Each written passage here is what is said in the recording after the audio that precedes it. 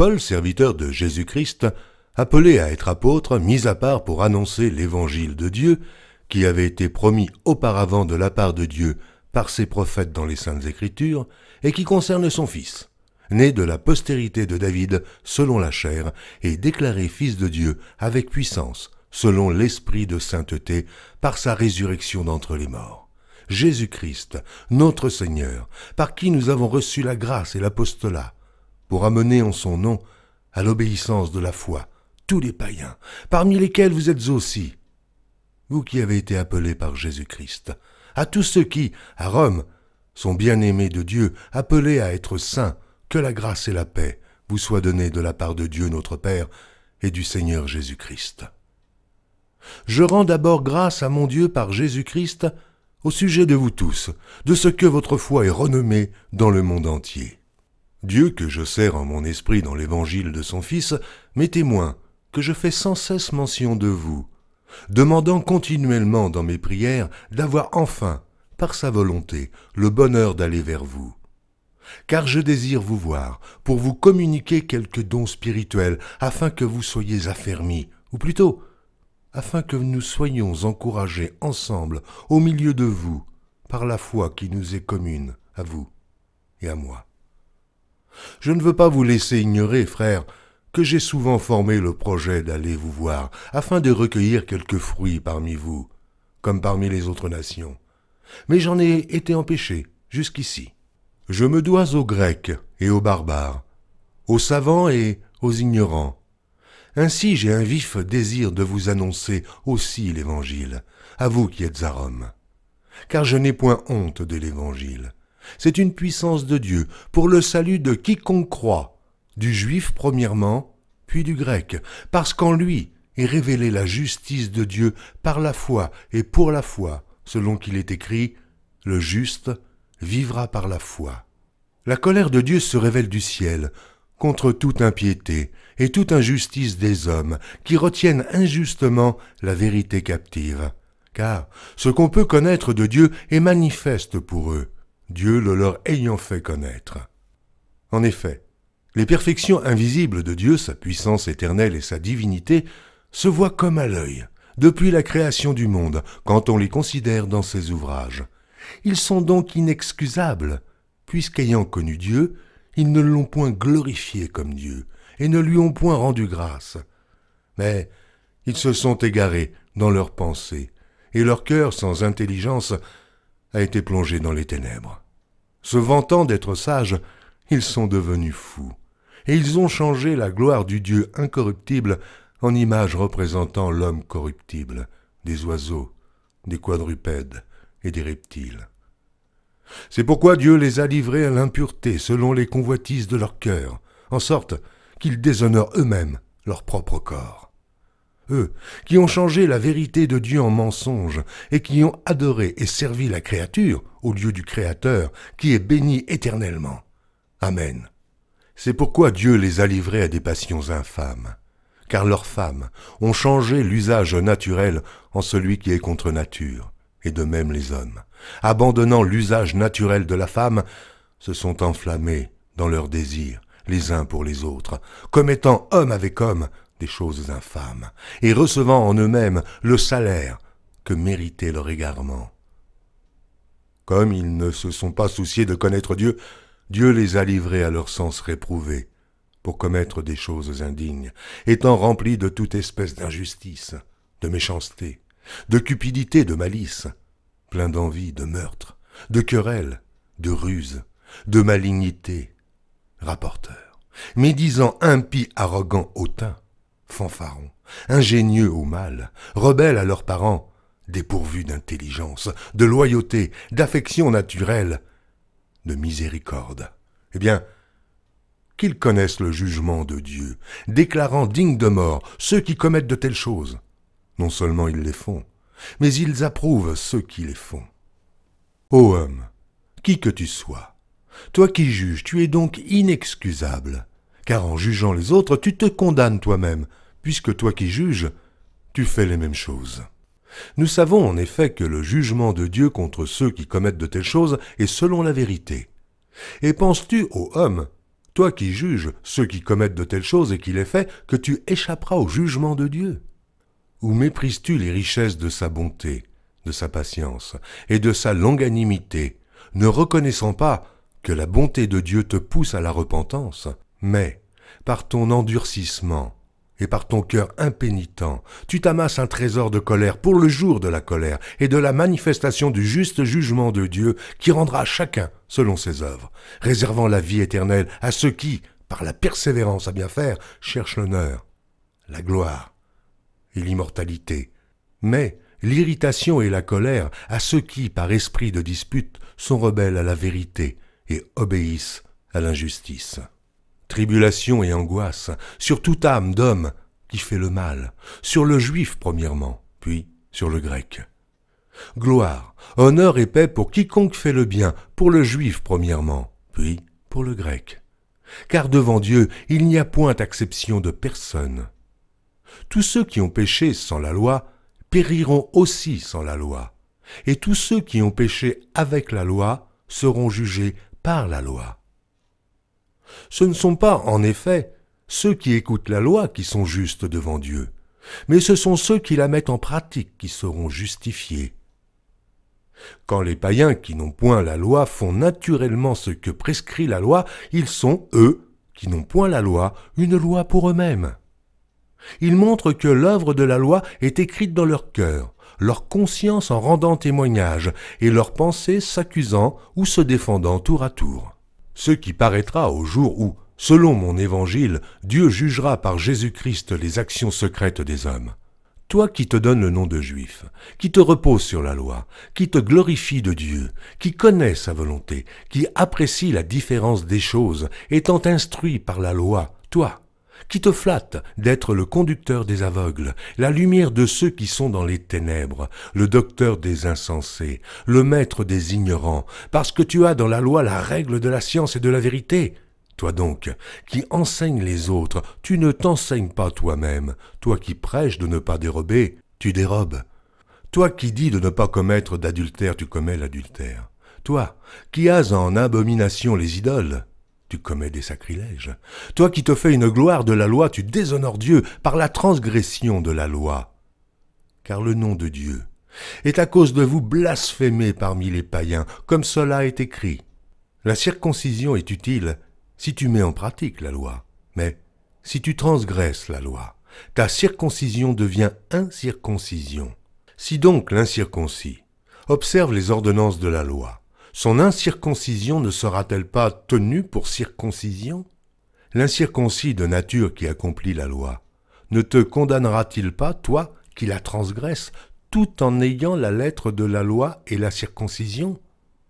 Le juif n'est pas celui qui en a les dehors, et la circoncision, ce n'est pas celle qui est visible dans la chair. Mais le juif, c'est celui qui l'est intérieurement, et la circoncision, c'est celle du cœur, selon l'esprit, et non selon la lettre. La louange de ce juif ne vient pas des hommes, mais de Dieu. Quel est donc l'avantage des Juifs? Ou quelle est l'utilité de la circoncision? Il est grand de toute manière, et tout d'abord en ce que les oracles de Dieu leur ont été confiés. Et quoi? Si quelques-uns n'ont pas cru, leur incrédulité anéantira-t-elle la fidélité de Dieu? Loin de là. Que Dieu, au contraire, soit reconnu pour vrai, et tout homme pour menteur, selon qu'il est écrit, afin que tu sois trouvé juste dans tes paroles et que tu triomphes lorsqu'on te juge. Mais si notre injustice établit la justice de Dieu, que dirons-nous? Dieu est-il injuste quand il déchaîne sa colère? Je parle à la manière des hommes. Loin de là. Autrement, comment Dieu jugerait-il le monde? Et si par mon mensonge, la vérité de Dieu éclate davantage pour sa gloire, pourquoi suis-je moi-même encore jugé comme pécheur? Et pourquoi ne ferions-nous pas le mal afin qu'il en arrive du bien, comme quelques-uns qui nous calomnient prétendent que nous le disons? La condamnation de ces gens est juste. Quoi donc? Sommes-nous plus excellents? Nullement, car nous avons déjà prouvé que tous, Juifs et Grecs, sont sous l'empire du péché, selon qu'il est écrit, il n'y a point de juste, pas même un seul. Nul n'est intelligent, nul ne cherche Dieu. Tous sont égarés, tous sont pervertis. Il n'en est aucun qui fasse le bien, pas même un seul. Leur gosier est un sépulcre ouvert. Ils se servent de leur langue pour tromper. Ils ont sous leurs lèvres un venin d'aspic. Leur bouche est pleine de malédiction et d'amertume. Ils ont les pieds légers pour répandre le sang. La destruction et le malheur sont sur leur route. Ils ne connaissent pas le chemin de la paix. La crainte de Dieu n'est pas devant leurs yeux. Or, nous savons que tout ce que dit la loi, elle le dit à ceux qui sont sous la loi, afin que toute bouche soit fermée, et que tout le monde soit reconnu coupable devant Dieu. Car nul ne sera justifié devant lui par les œuvres de la loi, puisque c'est par la loi que vient la connaissance du péché. Mais maintenant, sans la loi est manifestée la justice de Dieu, à laquelle rendent témoignage la loi et les prophètes. Justice de Dieu par la foi en Jésus-Christ, pour tous ceux qui croient. Il n'y a point de distinction, car tous ont péché et sont privés de la gloire de Dieu. Et ils sont gratuitement justifiés par sa grâce, par le moyen de la rédemption qui est en Jésus-Christ. C'est lui que Dieu a destiné, par son sang, à être pour ceux qui croiraient victimes propitiatoires, afin de montrer sa justice.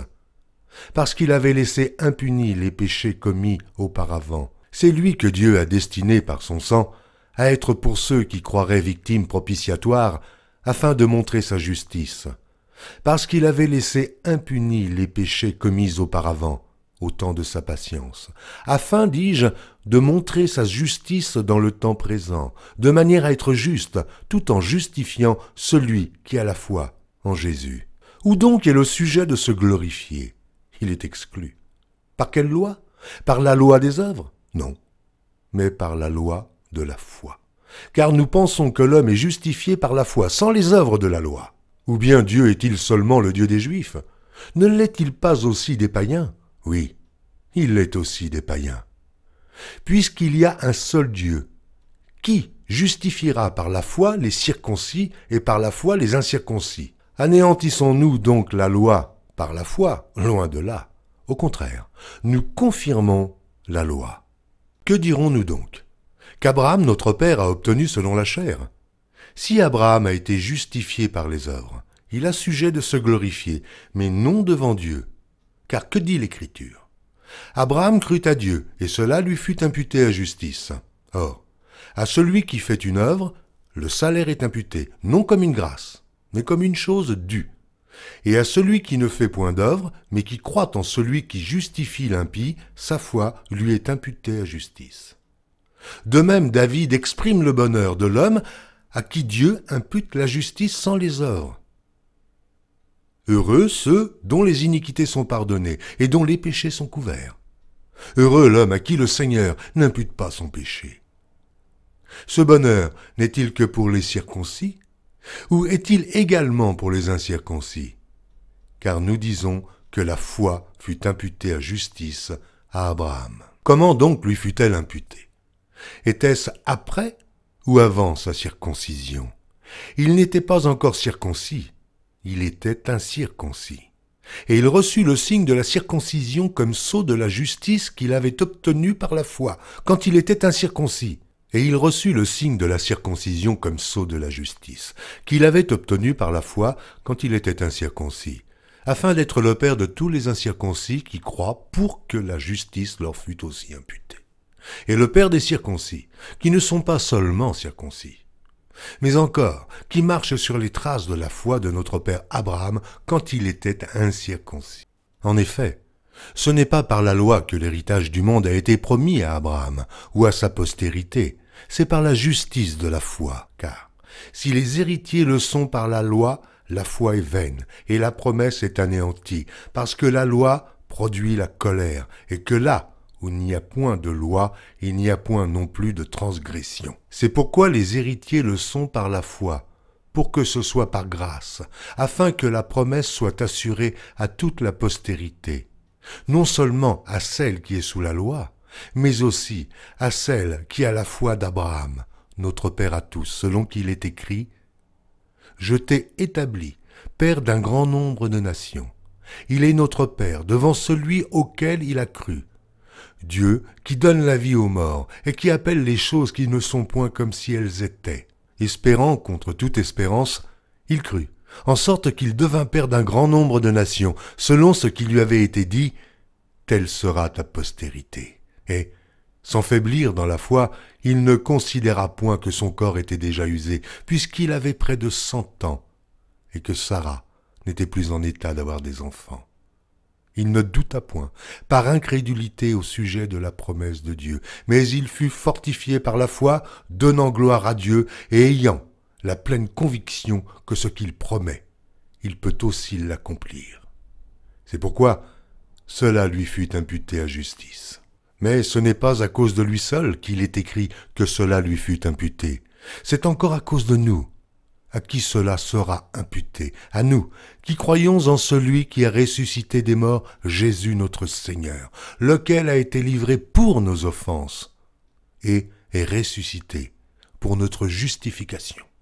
Étant donc justifiés par la foi, nous avons la paix avec Dieu par notre Seigneur Jésus-Christ, à qui nous devons d'avoir eu par la foi accès à cette grâce, dans laquelle nous demeurons fermes, et nous nous glorifions dans l'espérance de la gloire de Dieu. Bien plus, nous nous glorifions même des afflictions, sachant que l'affliction produit la persévérance, la victoire dans l'épreuve, et cette victoire, l'espérance.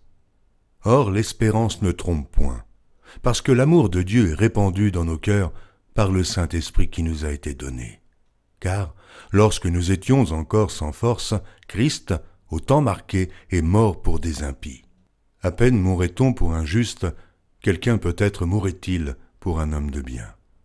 Mais Dieu prouve son amour envers nous, en ce que, lorsque nous étions encore des pécheurs, Christ est mort pour nous.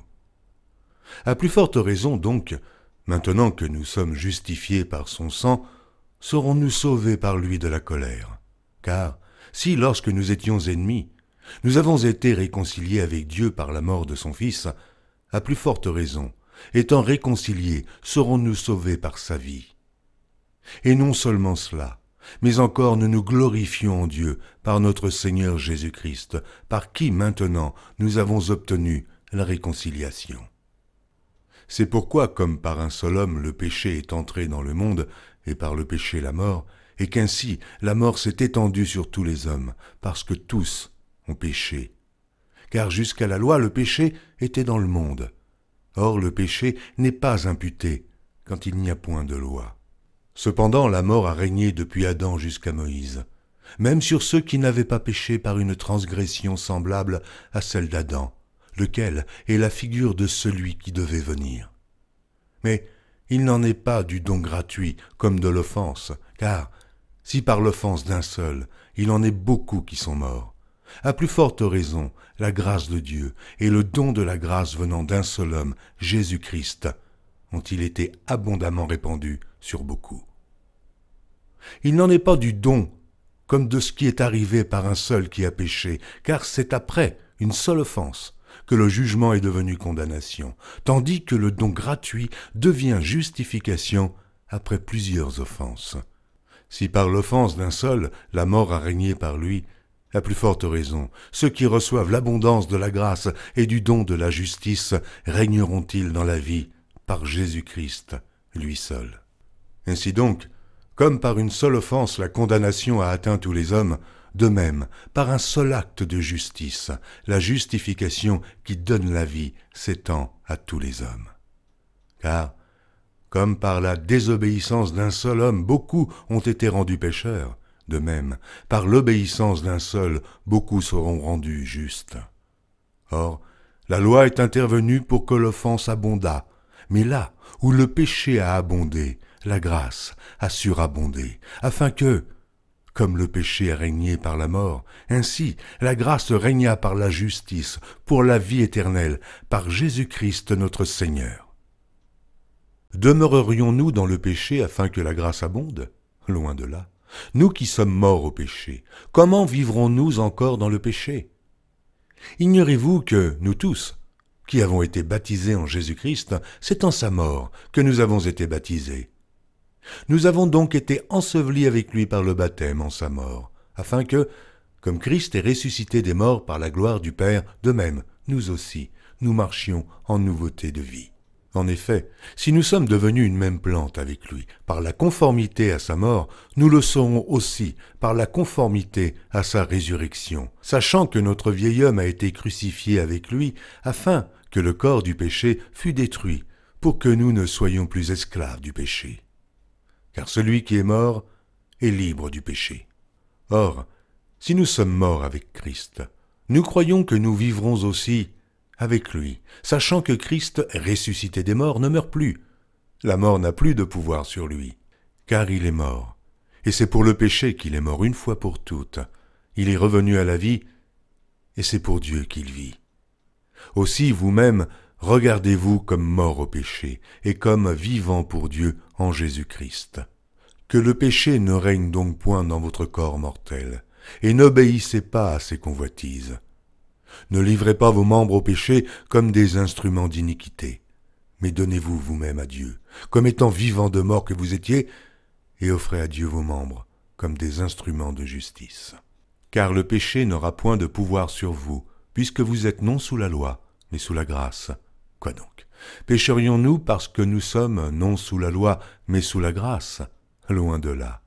Ne savez-vous pas qu'en vous livrant à quelqu'un comme esclave pour lui obéir, vous êtes esclave de celui à qui vous obéissez, soit du péché qui conduit à la mort, soit de l'obéissance qui conduit à la justice. Mais grâce soit rendue à Dieu, de ce que, après avoir été esclave du péché, vous avez obéi de cœur à la règle de doctrine dans laquelle vous avez été instruits. Ayant été affranchis du péché, vous êtes devenus esclaves de la justice. Je parle à la manière des hommes, à cause de la faiblesse de votre chair. De même donc que vous avez livré vos membres comme esclaves à l'impureté et à l'iniquité pour arriver à l'iniquité, ainsi maintenant livrez vos membres comme esclaves à la justice pour arriver à la sainteté. Car lorsque vous étiez esclaves du péché, vous étiez libres à l'égard de la justice. Quels fruits portiez-vous alors? Des fruits dont vous rougissez aujourd'hui, car la fin de ces choses, c'est la mort. Mais maintenant, étant affranchis du péché et devenus esclaves de Dieu, vous avez pour fruit la sainteté et pour fin la vie éternelle. Car le salaire du péché, c'est la mort, mais le don gratuit de Dieu, c'est la vie éternelle en Jésus-Christ, notre Seigneur.